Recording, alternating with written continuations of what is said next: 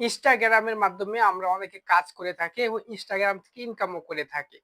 বিভিন্ন ক্ষেত্রে কাজ লাগে ইনস্টাগ্রাম। কিন্তু ইনস্টাগ্রামে একটি নেগেটিভ সাইড হচ্ছে গিয়ে এখানে কিছু নেগেটিভ রিলেটেড কনটেন্ট আছে যেটা কিন্তু অরুচিপূর্ণ এবং এটা আমাদের ব্রেনের জন্য খুবই হার্মফুল।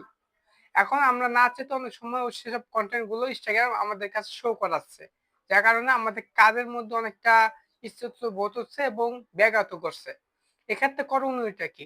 এক্ষেত্রে করণীয় হচ্ছে আপনাদের কাছে সেই পোস্টটা আসবে, সেই পোস্টের সাইডে দেখবেন 3 ডট অপশন আছে।